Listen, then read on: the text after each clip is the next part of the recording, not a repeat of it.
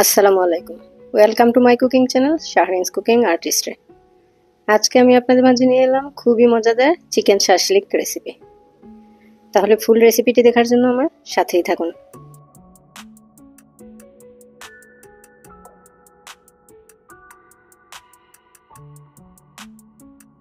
খুবই সুস্বাদু এই রেসিপিটি, অবশ্যই একবার হলে ট্রাই করবেন। খুবই সুস্বাদু ছিল। এখানে আমি মুরগির বুকের মাংস কিউব করে কেটে নিয়েছি 1.5 কাপ। মাংসগুলোকে আমি ভালো করে ধুয়ে পরিষ্কার করে নিয়েছি। দিয়ে দিলাম 1 চা চামচ রসুন বাটা, 1 চা চামচ আদা বাটা, 1 চা চামচ পেঁয়াজ বাটা, স্বাদ মতো লবণ, লাল মরিচের গুঁড়ো 1/2 চা চামচ, গোলমরিচের গুঁড়ো 1 চা চামচ, লেবুর রস 1 টেবিল চামচ, সয়া সস 1 চা চামচ দিয়ে ভালো করে এটাকে আমি মিক্স করে নিচ্ছি। এখন এটাকে 30 মিনিটের জন্য রেখে দেবো রেস্টে।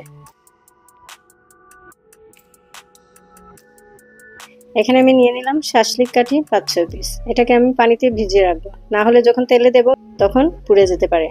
শাশলিকের জন্য আমি নিয়ে নিচ্ছি টমেটো 1 কাপ, সবুজ ক্যাপসিকাম 1 কাপ, গাজর 1 কাপ, পেঁয়াজ কিউব করে কাটা 1 কাপ। দিয়ে দিচ্ছি লবণ স্বাদ মতো ও কালো গোলমরিচের গুঁড়ো 1 চা চামচ। দিয়ে এটাকে আমি ভালো করে মিক্স করে নেব।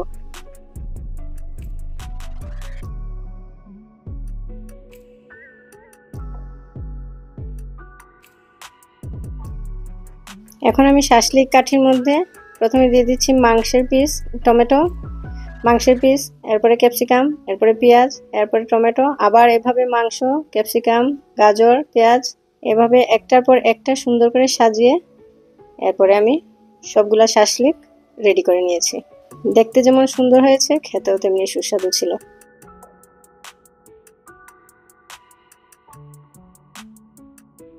সবগুলো শাশলিক রেডি হয়ে গেছে। এখন আমি এগুলোকে ফ্রাই করে নেব।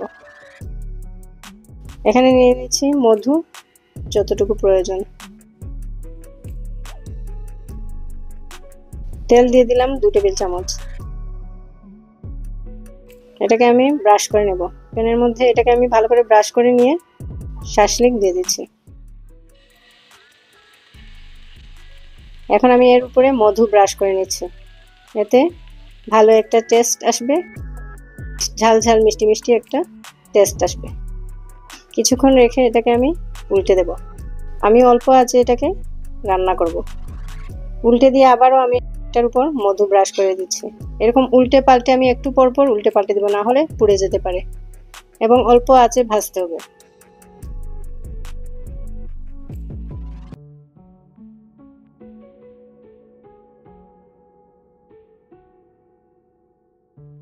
রেডি হয়ে গেছে।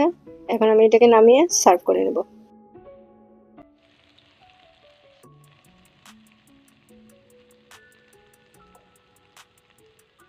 রেসিপিটি আপনাদের কাছে কেমন লেগেছে অবশ্যই কমেন্ট করতে ভুলবেন না প্লিজ। ফেসবুক থেকে যারা দেখছেন তারা একটা লাইক, কমেন্ট ও শেয়ার করে আমার পাশে থাকবেন এবং ফলো দিয়ে রাখবেন যাতে পরবর্তী রেসিপির নোটিফিকেশন আপনাদের কাছে পৌঁছে যায়।